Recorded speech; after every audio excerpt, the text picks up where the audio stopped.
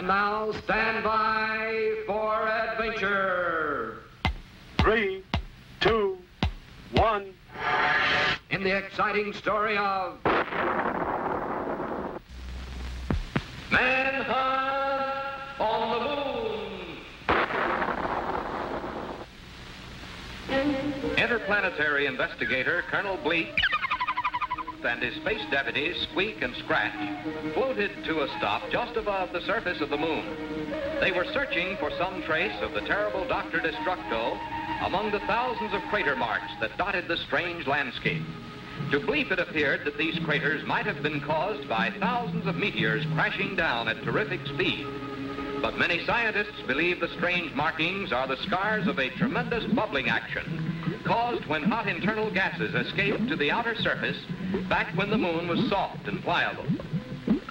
Scratch, however, imagined the many craters had been left long ago by violent volcanic eruptions, similar to those the planet Earth had experienced from time to time. Then something below caught their attention. Glistening in the sun at the very top of Mount Leibniz, the moon's highest visible peak, stood a strange tower. It closely resembled the man-made structure called the Eiffel Tower, which is a familiar landmark on Earth, in the city of Paris. Diving down for a closer look, Bleep and his friends found a huge reflecting mirror with a powerful lens attached to the top of the tower. This had been the moon power device used by Dr. Destructo not long ago to guide the runaway rocket straight down toward 00 Island. While Bleep and Squeek searched for clues, Scratch peered through the powerful lens for a telescopic view of the Earth beyond. But as he looked, he froze with horror. For there, with one foot on South America and the other on South Africa, stood a tremendous black giant. Actually, it was only a highly magnified shadow of the caveman himself, projected nearly 250,000 miles through space by the light of the moon. But the sight was so terrifying, the frightened Scratch fell over backwards and tumbled down to almost certain death on the rocks below. Squeek looked up just in time to see his helpless companion falling straight down upon the puppet himself. Squeek couldn't move or even call for help.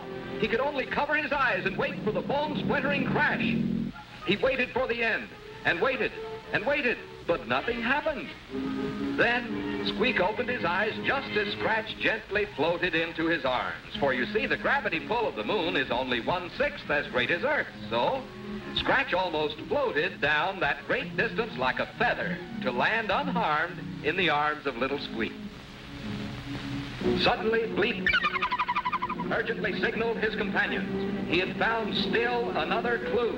At the base of the tower was a scrap of notebook paper covered with the hasty scrawls of Dr. Destructo's own hand. To the others, it was only a jumble of strange symbols.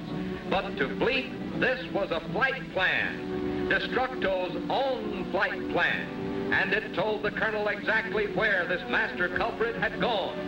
It would take courage to follow Destructo now.